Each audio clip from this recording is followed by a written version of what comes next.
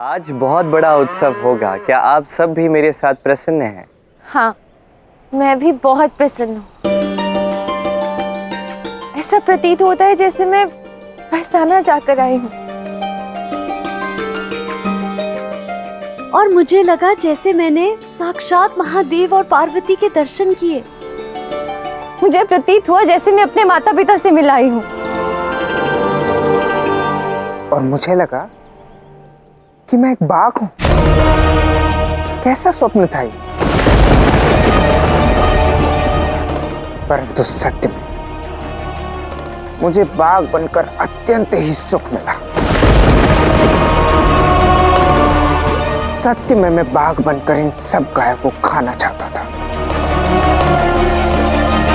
मुझे ऐसा अनुभव हुआ कि मुझे श्री कृष्ण के जीवन में राधा का स्थान मिल गया है। ऐसे तो स्वप्न ही था, पर मैं प्रसन्न हूँ कि स्वप्न में ही सही, पर मुझे मेरा मनचाहा स्थान मिला और मेरा पुत्र दुष्ट नहीं निकला।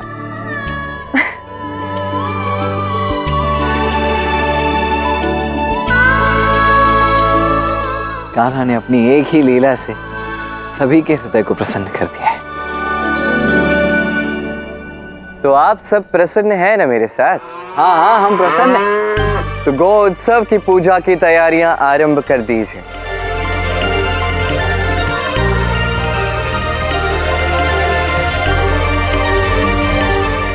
और राधा, मुझे तुमसे कुछ बातें करनी है। मुझे भी तुम्हें धन्यवाद कहना है। स्वप्न में ही सही, जो अनुभव तुमने मुझे दिया है वो आनंदमय था।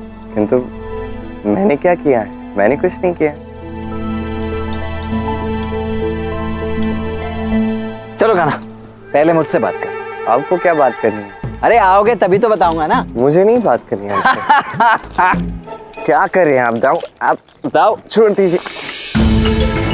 क्या है? कान्हा, तुम सबको छल सकते हो, सबको छल सकते हो तुम, किंतु मुझे नहीं।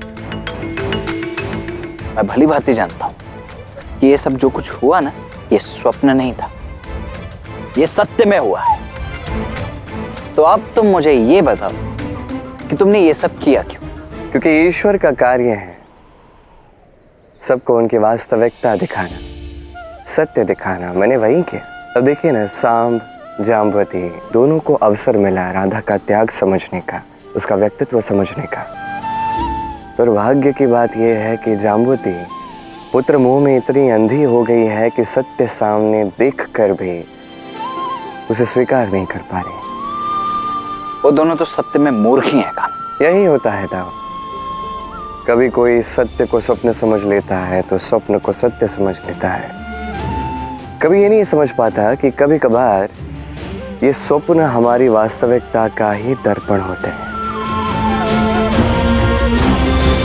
अच्छा चलो, ये सब तो ठीक है। तुमने कहा ना सबकी मनोकामना तो पूरी कर दी, किंतु मेरी मनोकामना का क्या?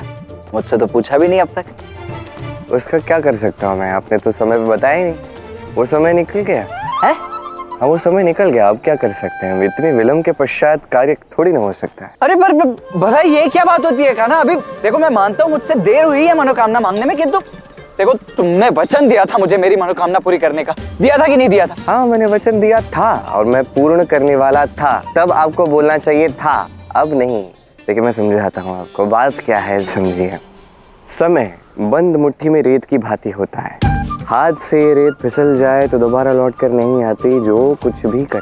देखिए, आपकी इच्छा पूर्ण नहीं हुई, किंतु आपको शिक्षा प्राप्त हुई है कि अगली बार ये भूल नहीं करनी है कि नहीं? कान्हा, देखिए, उपहास बहुत हो गया। अब आपकी इच्छा पूर्ण करते हैं। अपने दाऊ के साथ तो मैं अन्याय नहीं कर सकता। आग बंद कीजिए, इच्छा मांगे। कान्हा, मैं तुम्हें छोड़ूंगा नहीं।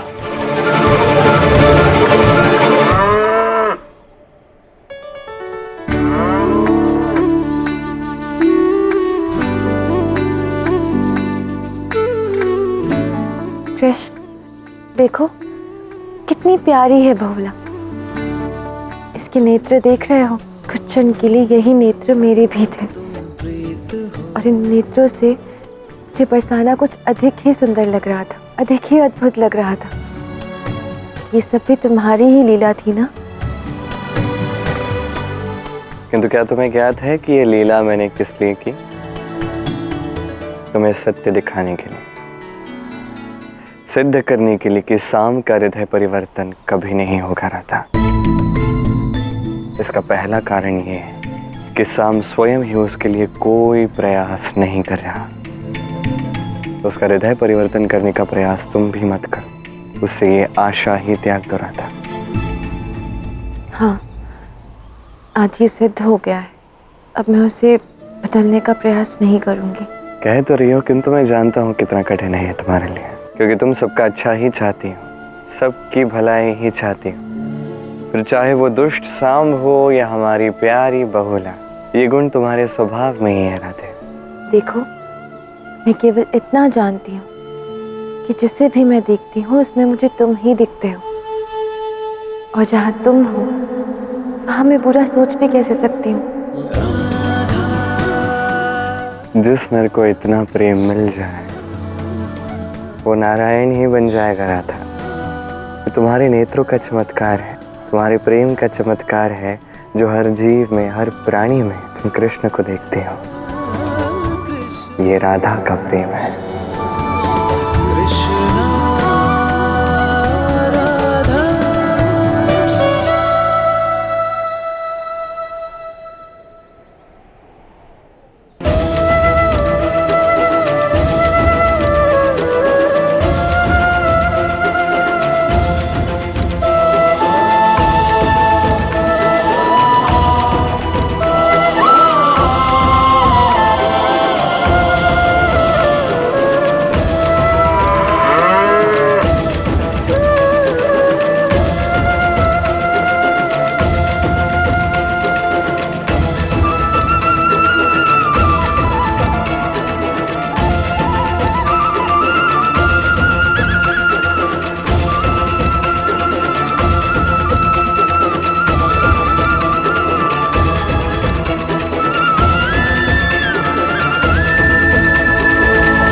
पिताश्री ने यहाँ गायों को लाकर मेरी सारी योजना ही बिगाड़ दी। बहुत बार हार चुका हूं मैं, परंतु अब नहीं। अब मुझे पिताश्री को हराने का कोई मार्ग ढूंढना ही होगा। अब मुझे आत्ममंथन के लिए जाना ही होगा।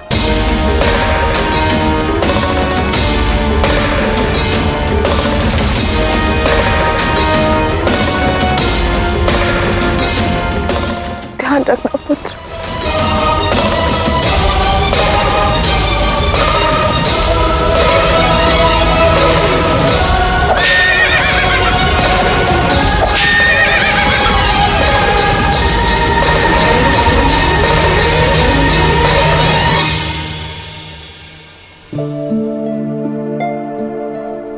राधे,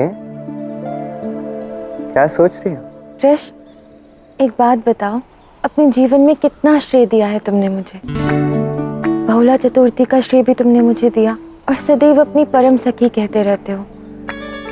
इसका अर्थ तो यही हुआ ना कि तुम मुझ जितना प्रेम किसी से नहीं करते।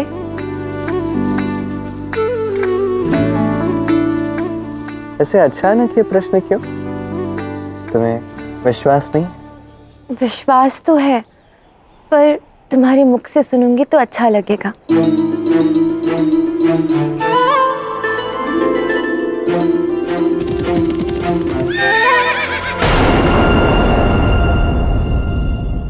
ये दोनों यहाँ क्या कर रहे हैं? क्या हुआ कृष्ण, मौन क्यों हो? भला ऐसा कोई है जो मेरे प्रेम की बराबरी कर सके?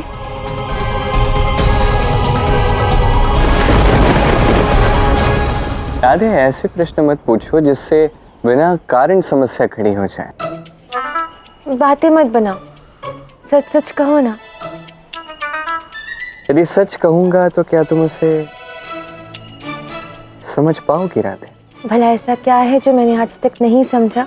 तो ठीक है, तुम्हारे अतिरिक्त मुझे बांसुरी के 7 सुरों से सबसे अधिक प्रेम,